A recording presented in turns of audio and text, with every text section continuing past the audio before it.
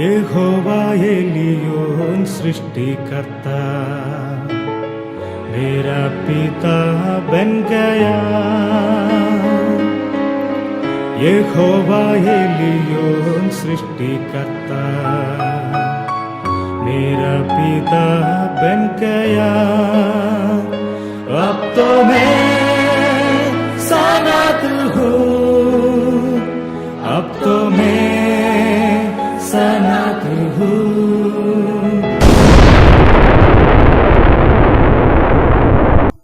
प्रभु का नाम का महिमा हो। आजादी का इस नए एपिसोड में आप सभी लोगों का स्वागत। फिर से प्रभु का वचन लेके आपका सामने खड़ा होने के लिए प्रभु ने मदद किया, इसके लिए सर्वशक्तिमान परमेश्वर को मैं धन्यवाद करना चाहता हूँ।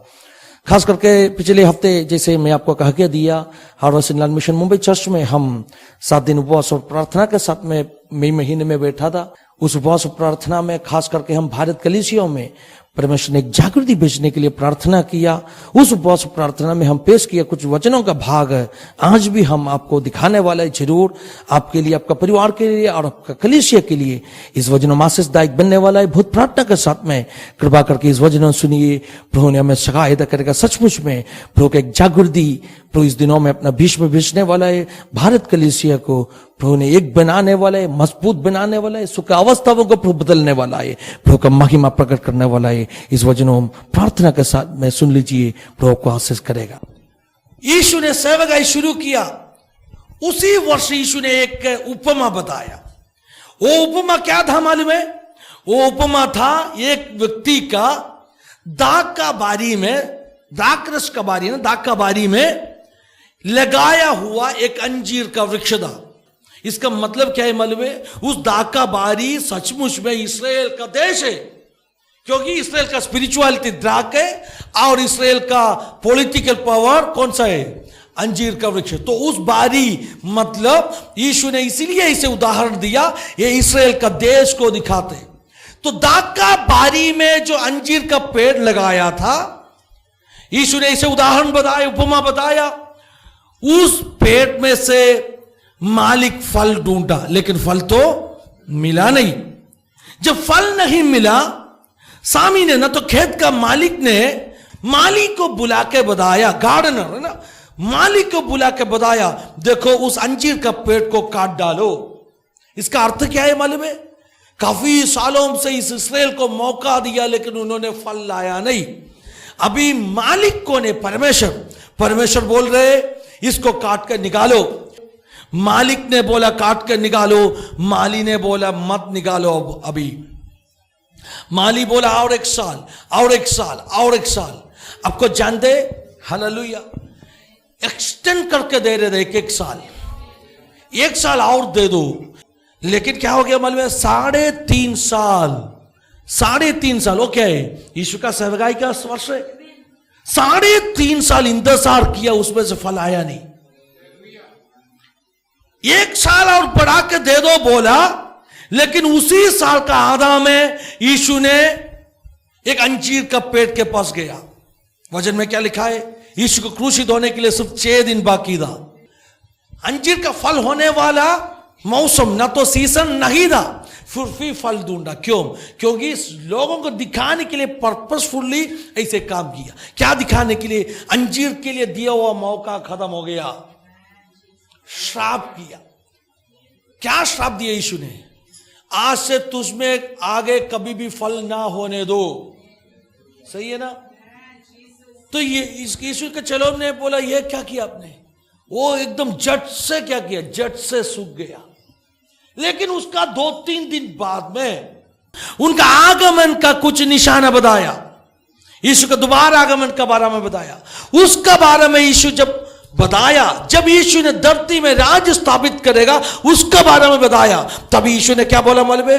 तुम देखेगा अंजीर का पेड़ वापस हरा होने वाला है।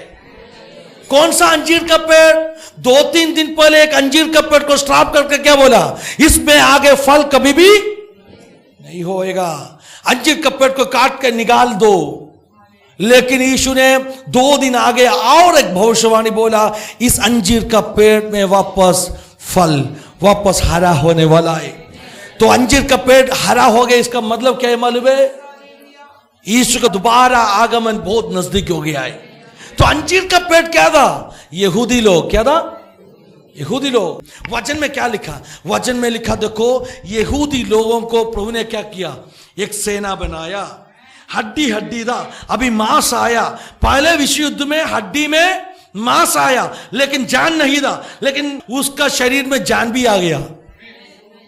जैसे यीशु ने बोला अंजीर का पेड़, जिस अंजीर का पेड़ मुर्झ गया था, सूख गया था, अभी क्या हो गया है? हरा हो रहा। इसका मतलब आपको जान दे, इसका मतलब हालेलुया, जो वचन में लिखा हो भविष्यवाणी जल्दी जल्दी पूरा हो रहे। इसका मतलब यीशु का दोबारा आगमन भी जल्दी होने वाला है। Hallelujah. Second coming of Jesus is very close, very near, बहुत नजदीक होने वाला है। धन्यवाद यीशु। अभी देखो जकरिया ने जो भविष्यवाणी बोला, यहेजकेल ने जो भविष्यवाणी बोला, उसका बीच में कितना गैप है। अब देखो हालेलुया। यहेजकेल ने बताया ये दोनों लातियों को एक बनाने वाला है, लेकिन अभी आज हमने जो जकरिया में पढ़ा उस वचन में क्या लिखा है? जैसे एक गधा का लाती तोड़ेगा, ये दो होने वाला है। दो कभी हो गया, दो कभी हो गया। यीशु को क्रूसित किया तभी यह गधा टूट गया। अनुग्रह से वो लोग बाहर गया, अनुग्रह से यहूदी लोग बाहर गया। अनुग्रह का लाती यीशु लेके आया था, लेकिन उस अनुग्रह से यहूदी लोग बाहर गया। हालेलुया। अभी किसके लिए अनुग्रह रखा है? देखो यीशु ने क्या कहा, ना तो जकरिया ने क्या कहा, इस खेती को खरीदो, कुवार का हाथ से खरीदो। किसके लिए खरीदो? परदेशी लोगों के लिए। हालेलुया। उस जो घटना में भी क्या रिवील होते मालूम है? यहूदी लोग यीशु को जब बेच डाला, उस 30 सिक्का से मैंने सुबह कहा टूटा हुआ बर्तनों को उस खेती खरीदा। किसके लिए खरीदा? यहूदी लोगों के लिए नहीं है, हम जैसे परदेशी लोगों के लिए। परदेशी लोग मतलब यहूदी छोड़ के बाकी सभी लोगों के लिए यीशु का लहू का उस खेती, उसका दरवाजा खोल दिया। हालेलुया। इसलिए आज रात को भारत में बैठ के हम यहूदी कुल के साथ में, यहूदी जाति के साथ में अपना कुछ संबंध नहीं था, लेकिन यीशु का लहू का धारा हमें भी उस उद्धार मिला, हमें भी चुना। इसके लिए धन्यवाद दे दीजिए। हालेलुया। कुवार का खेती, उस खेती में अभी किसको काटने के लिए खरीदा? यहूदी को नहीं, परदेशी को। यह भी एक मीनिंग था, एक मतलब एक क्या बोलते, एक दृष्टांत का रूप में था। मतलब यहूदियों को छोड़ दिया। जकरिया क्लियरली बोला यहूदियों को छोड़ दिया। अभी यहूदी लोगों के लिए कुछ विशेषता है नहीं। फिर विशेषता किसको है? विशेषता कलीसिया को है। विशेषता कलीसिया को क्यों होते? क्योंकि हम हालेलुया, ओ हालेलुया, उसका दुल्हन है, इसलिए होते। हालेलुया। यहूदी लोग कौन होते? यहूदी लोग दूल्हा का दोस्त होते। दूल्हा का दोस्त से ज्यादा एक शादी के घर में किसको ज्यादा विशेषता होते? दुल्हन को होते। एक दोस्त नहीं आया तो भी शादी होने वाला है, लेकिन दुल्हन नहीं है तो शादी नहीं होने वाला है। वैसे ही यहूदी लोगों के बारे में वचन में क्या लिखा है मालूम है? वो सभी लोग कौन है? दूल्हा का दोस्त है। अब्राहम, याकूब, दानियेल, सभी लोग कौन है? दूल्हा का दोस्त है। इसलिए यीशु ने कहा जैसे दूल्हा दुल्हन का शादी होएगा, दोस्तों खड़ा होकर आनंद मनाएगा। कौन? यहूदी लोग। उनको सिर्फ उतना स्थान है, समझ लो। योग्यता नहीं था मेरा प्यारा शिशु, लेकिन उन्होंने हमें चुना। यीशु ने क्रूसित होने से पहले और भी काफी दृष्टांत बताया। क्या दृष्टांत बताया? मत्ती का सुसमाचार का आखिरी अध्याय में जितना दृष्टांत बताया वो सब कुछ यही घटना का दृष्टांत होता। मत्ती आखिरी अध्याय में लिखा वो दृष्टांत हो। जकरिया ने बोला, क्या बोला? यीशु इनकार किया यहूदी लोगों को ना, जो उनके हाथ में आए बेड़ों को क्या किया? इनकार किया। वही इनकार का दृष्टांत मत्ती का आखिरी अध्यायों में यीशु ने लिखा। जरा खोलिए मत्ती का सुसमाचार, उसका आखिरी भागों में जरा देखिए क्या लिखा है उधर। मैथ्यू चैप्टर 25 का 14 से, एक इंसान जो परदेश में जाते समय उसका दासों को बुला के तालीम बांटा, उसका बारे में बताया। वो भी यीशु ने क्यों बताया मालूम है? क्योंकि हालेलुया यहूदी लोगों को अभी यीशु ने इनकार करने वाले, इसलिए बताया। आगे आगे एक एक दृष्टांत आप देखो। हालेलुया। मत्ती का सुसमाचार उसका 22वां अध्याय, 22वां अध्याय में स्वर्ग राज उसका बेटा के लिए शादी का एक बड़ा फंक्शन रखा, एक राजा का समान है बोला। 22वां अध्याय में एक राजा का बेटा का शादी में सबको क्या किया, इनविटेशन दिया, सबको आमंत्रण किया। लेकिन उस अध्याय में क्या कहा, उस अध्याय में कहा लेकिन कोई भी आया नहीं। किसका बारे में बोल रहे? पहले इनविटेशन किसको मिला था? यहूदी लोगों को, कोई आया नहीं। उस समय क्या किया, उस समय बोले तो जो रास्ता में खड़ा है उन सबको बुला के लाओ। हम तो कहां खड़ा था? हम रास्ता में खड़ा था, हमें मौका मिला। तो ये स्पष्ट रीति में यीशु काफी उदाहरण से बता के देना शुरू किया। 21वां अध्याय में देखो, 21वां अध्याय में 21वां अध्याय का 23 से लेके हम पढ़ेगा तो उसमें यीशु ने और एक दृष्टांत बताया। 28 से लेकर 21 का 28, एक इंसान को दो पुत्रों था, दोनों को पहले बेटा को बोला तुम जाके ये करो, उन्होंने हाँ बोला लेकिन गया नहीं। वो कौन है? यहूदी लोग है। यहूदी लोग बोला हाँ प्रभु हम सब कुछ करेगा, लेकिन क्या किया? दूसरा बेटा उड़ा पुत्र था, पहले ही बोला तो हम करेगा नहीं। हम कौन था? परमेश्वर से कुछ संबंध नहीं था, उड़ा पुत्र था। बाद में हमें पश्चाताप आया लिखा है। यहूदी लोग पहले से प्रभु का साथ में है, लेकिन जब यीशु उतराया उनको इनकार किया। हम पहले से यीशु से दूर है, लेकिन बाद में पश्चाताप होकर क्या किया? यीशु का काम अभी कर रहे। यीशु ने उस जो उदाहरण बता के दिया मत्ती 21वां अध्याय में। उसके बाद में हालेलुया 33 से पढ़ेगा तो उधर एक दाका बारी के बारे में एक उदाहरण बताया। उस दाका बारी के बारे में उदाहरण बताया। यीशु ने क्या कहा मालूम है? यीशु ने कहा देखो दाका बारी जिसका हाथ में सौंपा था, वो लोग जिन्होंने ये मालिक ने भेजा सबको मार डाला। इसका मतलब क्या था मालूम है? जितना भविष्यद्वक्ताओं को परमेश्वर पहले भेजा उन सबको यहूदी लोग मार डालते था। जरमिया को क्या किया मालूम है आपको? इतिहास में लिखा है जरमिया को मार डाला। जरमिया ही वहां से मार दिया। जकरिया को भी, उसको भी क्या किया था मालूम है? मर्डर किया था आराधनालय के अंदर। यीशु ने एक बार पूछा जकरिया का लहू का बारे में, यीशु ने बताया एक बार। हालेलुया। तो जितना भविष्यद्वक्ता था सबको यहूदी लोग क्या किया? मार डाला। हालेलुया। ये बात समझ लो। इसलिए यीशु ने इस जो दृष्टांत में बताया, पहले कितना दासों को बेचते था, सबको क्या करता था? पकड़ के मारते था। इसलिए क्या किया? 37 में लिखा है, जरा पढ़िए Matthew 21:37। अंत में उसने उसका पुत्र को ये सोचकर भेजा मेरा पुत्र का आदर करेगा। तो पुत्र धरती में उतराया। यहूदी लोग क्या किया? आगे पढ़िए। हाँ, ये तो वारिस है,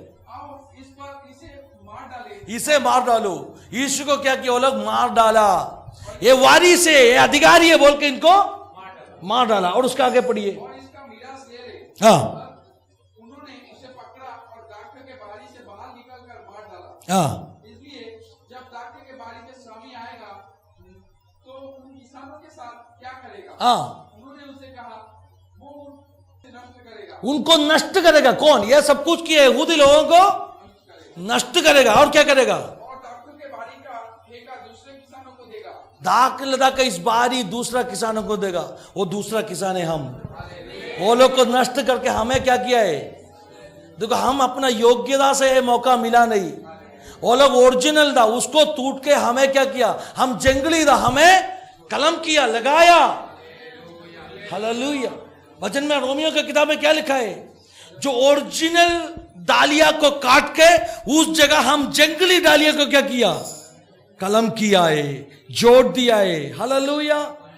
तो हमें योग्यता नहीं था। अगर ओरिजिनल को तोड़ा हमें भी तोड़ सकते, भूल जाना नहीं है। और आगे पढ़िए, उस जो वचन पर आगे पढ़िए। क्या करेगा? दूसरे किसानों के हाथ में दे दिया। वो दूसरे किसान हम यहूदी लोग पुत्र को मार डाला, इसलिए हमें मौका मिला। अभी जो एक वचन उसका आगे पढ़िए, उसका 43। इसलिए मैं तुमसे कहता हूँ, यीशु ने कहा इसलिए मैं तुमसे कहता हूं परमेश्वर का राज्य तुमसे ले लिया जाएगा। परमेश्वर का राज्य तुमसे ले लियागा। हाँ, ऐसे जाति को जो उसका फल लाए दिया जाएगा। हमें तुम फल लाया नहीं, तुम फल नहीं लाया। अंजीर का पेड़ है, तुम्हें नष्ट करके जो जाति आगे फल लाएगा उनको मैं क्या देगा? परमेश्वर का परमेश्वर का राज्य किसका था पहले? यहूदी लोगों का था। प्रभु ने बोला तुमसे मैं ले रहा हूं, लेके किसको दे रहा हूं? जो फल लाने के लिए तैयार है उनको दे रहा हूं।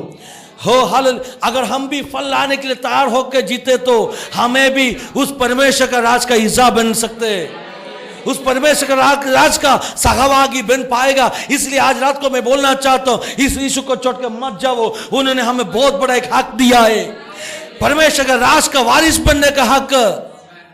हालेलुया। इस दाग का बारी परमेश्वर का राज था, पुत्र को मार डाला। अभी मालिक ने क्या किया? पुत्र को जो विरासत था, है ना, वो छीनने के लिए वो लोग मार डाला। लेकिन उस विरासत अभी किसको दिया है? हमें दिया है। हाथ बढ़ा के धन्यवाद दे दीजिए। पुत्र को होने वाला विरासत जो यहूदी लोग छीनने के लिए कोशिश किया, प्रभु ने हमें दे दिया, मुफ्त में दिया। यहूदी लोग छीनने के लिए कोशिश किया, पुत्र को मार डाल करो, इसे लिखा वचन में। लेकिन हमें प्रभु ने क्या किया? उस विरासत। कितने आनंदित होने, नाचने चाहिए। योग्यता नहीं था। हालेलुया। शगल खना रगा जगह शरे। धन्यवाद यीशु। हालेलुया, हालेलुया, धन्यवाद यीशु। आपको जानते ये सब उदाहरण यीशु ने कहा, यहूदी सरदारों के सब कुछ समझ में आया। ऐसे नहीं उनको समझ में आया नहीं। वचन तेरा देखो उस 21वां अध्याय का 43 से पढ़िए। इसलिए मैं तुमसे कहता हूं, परमेश्वर का राज्य तुमसे ले लिया और ऐसी जाति को जो उसका फल लाए दिया जाएगा। ओ, फल लाने वाला जाति को मैं देने के लिए जा रहा हूं। और उसका आगे, इस पत्थर पर गिरेगा, जो इस पत्थर पर गिरेगा वो चकनाचूर हो जाएगा, वो चकनाचूर हो जाएगा। और जिस पर वो गिरेगा उसको पीस डालेगा। कौन है वो पत्थर? कौन है पत्थर? यीशु मसीह। उसका आगे पढ़िए। प्रधान याजक और फरीसियों इस दृष्टांत को सुना, वो लोग को समझ में आया। देखिए ये बात समझ लो, ऐसे नहीं है वो लोग को समझ में नहीं आया इसीलिए यीशु को क्रूसित किया। ये बात सभी उनको समझ में आया। उनका सच्चा कितना बड़ा है अब समझ लो। ये सब समझने के बाद में वो लोग क्या किया? हालेलुया। एक मिनट, ऐसे काफी लोग हैं, सब कुछ समझने के बाद में भी सच्चाई को स्वीकार करेगा नहीं। हम जाके बोलेगा देखो यीशु मसीह उद्धार करता है, वो भी बोले हाँ मैं जानता है, फिर भी स्वीकार करेगा नहीं। महायाजकों उनको मालूम था यीशु कौन है, उनको जानते हैं यीशु परमेश्वर का पुत्र है, स्वीकार करने के लिए तैयार नहीं था। सब कुछ समझ में आया, फिर वो लोग क्या किया? परंतु और उन्होंने उसे पकड़ना चाहा, परंतु अभी समझ में आया इसलिए पकड़ने के लिए कोशिश किया। ये सचमुच में कौन है? वारिस है ना, इस दाका बारी का वारिस है। इसीलिए वो लोग क्या पहले यीशु ने दृष्टांत में बताया वैसे छीनने के लिए कोशिश की। इनको मार डालेगा तो सब कुछ अपना हो जाएगा। बहुत बड़ा गलती किया। और आगे पढ़िए। परंतु लोगों से डर के, क्योंकि वो उसे भविष्यवक्ता मानते हैं। लोगों को डर के छुआ नहीं यीशु को। मैं क्या बोलने के लिए इतना तक आ गया? देखो मैं बोलना चाहता हूं, यीशु उनका सेवकाई के आखिरी हफ्ते में बताया दृष्टांतों में सब कुछ। यीशु ने क्या कहा? मैं यहूदी लोगों को इनकार कर रही, उनको मैं त्याग रही। अभी मैंने जो कुवार का खेती जैसे परदेशी लोगों के लिए खरीदा, वैसे मेरा लहू का कीमत से खरीदा इस खेती। कौन सा खेती है? यीशु का लहू से खरीदा। कौन सा खेती है? कलीसिया। एक खेती है, द्राका बारी है। किस कीमत से खरीदा? यीशु का लहू से खरीदा। किसके लिए खरीद रहे? परदेशियों के लिए। हाथ बढ़ा के अच्छा हालेलुया बोलिए। ये वचन का समझ पाएगा तो फिर कोई भी यीशु को छोड़ के जाएगा नहीं। आज रात को बोले यीशु इतना प्यार आपने हमें दिखाया, उस प्यार के लिए धन्यवाद यीशु। योग्यता नहीं था, कलम किया वो लोग हैं हम। हालेलुया। हम जंगली था लेकिन अच्छे हालेलुया वृक्ष में हमें कलम किया। अभी हमसे क्यों अच्छे फल आ रहे? क्योंकि हम नहीं, जो जड़ ना अच्छा इसलिए आ रहे। जड़ कौन है? यीशु मसीह। उनके साथ में कलम किया। हम जंगली है, कभी भी अच्छे फल हमसे आने वाला नहीं था, लेकिन हमें अभी कहां से अच्छे फल आ रहे? जड़ अच्छा इसलिए, इसलिए वचन में क्या लिखा, तुम डालियों के ऊपर घमंड मत हो जाओ, घमंडी मत हो जाओ। घमंड होता तो तुम्हें जट का ऊपर घमंड होने, डालियों के ऊपर नहीं, फिर किसके ऊपर घमंड होने? जड़ कौन है? यीशु मसीह। सब कुछ उनसे मिल रहे, जो फल अच्छा आ रहे उनका कारण। जड़ अच्छा है इसलिए, उनके साथ में हमें कलम किया इसलिए। हालेलुया। रोमियो की किताब में सब कुछ लिखा है, अगर किसी को चाहिए तो रोमियो 11 में देखिए, उस वचन में घर पे जाके पढ़िए। हालेलुया। रोमियो 11 का 16 से लेकर 25-24 तक जो वचनों, 24 तक वचनों, 6-7 वचनों में क्या लिखा है मालूम? इसी कहानी लिखा है। हमें अगर घमंड होता तो किस पर घमंड होना है? जेट पर होना है, डालियों के ऊपर नहीं है। डालिया कलम किया डालिया है, कभी भी वो टूट जाएगा। हम कोई इंसान के ऊपर घमंड कभी नहीं करना है। घमंड करते तो पौलुस ने एक बार क्या कहा मालूम है? गलातियों की किताब में, मेरा गाना और मेरा प्रशंसा किस चीज से मालूम है? यीशु का क्रूस है। हालेलुया। अगर घमंड करेगा तो किस चीज के ऊपर घमंड करेगा? यीशु का क्रूस। यू नो दैट वर्ड, गलातियम 6 का 14। ऐसा ना हो मैं अन्य किसी बात का घमंड नहीं करेगा, मैं डालियों के ऊपर घमंड नहीं करेगा। डालिया में तो क्या ना जोड़ दिया है, कलम किया है। आपको जानते कलम किया डालिया कभी भी टूट सकते ना। कलम किया डालिया में मजबूती उतना, क्योंकि ओरिजिनल नहीं है। फिर मैं कैसे मुझ में घमंड करेगा? अन्य किसी बातों में मैं घमंड करेगा नहीं, फिर किस में घमंड करेगा? आगे पढ़िए। केवल हमारे प्रभु यीशु मसीह के क्रूस का, जिसके द्वारा संसार मेरे दृष्टि में और मैं संसार का दृष्टि में क्रूस पर चढ़ाए गए। और आगे, हाँ, आमीन आमीन हालेलुया। उस क्रूस पर मैं घमंड करेगा। आज मुझे सुनने वाला हर व्यक्ति में से कहो, मैं कोई भी मेरा शरीर का मतलब ताकत में, मैं कोई भी मेरा परिवार का मतलब महिमा में, मेरा खानदान बड़ा है बोल के, मेरा जाति ऊंचा है बोल के, मैं पैसा वाला है बोल के मैं घमंड करेगा नहीं। अगर मैंने घमंड करेगा तो यीशु का क्रूस में, जिस क्रूस मुझे चुढ़ाया, जिस क्रूस मुझे उद्धार दिया, उस क्रूस में मैं घमंड करने वाला है। उस क्रूस में मैं घमंड करने वाला है। Hallelujah hallelujah. हम कभी गीत में इसे गाते हैं, मेरा गाना, मेरा प्रशंसा सिर्फ यीशु का क्रूस है। आज सुनने वाला हर व्यक्ति बोलो, मैं घमंड करेगा तो यीशु झट में मैं घमंड करेगा। बाकी कोई भी चीज में घमंड करने के लिए कुछ है नहीं है मेरा प्यारा जीजू। हालेलुया। धन्यवाद यीशु। अपना बाजरात को समर्पण कर दीजिए। उस अच्छा चरवाहा ने यहूदी लोगों को इनकार किया। ज़करिया का किताब पहले बार 11वां वचन पढ़ेगा तो हमें लगेगा एक कैसे अच्छा चरवाहा बनेगा, क्योंकि जैसे भेड़ों का हाथ में दिया इनकार करके, नहीं ऐसे नहीं, भेड़ों उसको इनकार किया था, इसीलिए उन्होंने क्या किया? उनको भी इनकार किया। इनकार करके उन्होंने क्या किया? दूसरे भेड़ों के लिए रास्ता खोला। हालेलुया। ज़करिया में एक वचन में इसे लिखा है, कुछ भेड़ों ऑब्जर्व कर रहे था। क्या ऑब्जर्व? ऐसे अंग्रेजी में क्या लिखा है? ये सब कुछ हो रहा था, कुछ भेड़ों, सभी लोग इनकार किए नहीं, कुछ भेड़ों ऑब्जर्व कर रहे था, ध्यान से देख रहे था क्या हो रहे, उन भेड़ों के लिए खोल दिया। हालेलुया। क्या हो गया अमल में? अभी जैसे हालेलुया परमेश्वर का सेना बन गया, एक लाठी बन गया, जो ज़करिया ने 2 एक्ट दिखाया, 2 मोनो एक्ट है ना, एक में अच्छा चरवाहा, दूसरा में एकदम बेवकूफ चरवाहा है ना, निर्बुद्धि चरवाहा। इसका बीच में बहुत बड़ा गैप था। ये अच्छा चरवाहा को क्रूसित करने के बाद में, अच्छा चरवाहा को इनकार करने के बाद में, जो बुरा चरवाहा आने के बीच में बहुत बड़े गैप, एक इंटरवल था। कितना साल का इंटरवल था? हजारों साल का। वही है कलीसिया। हालेलुया। ज़करिया को यह बात जानता नहीं था।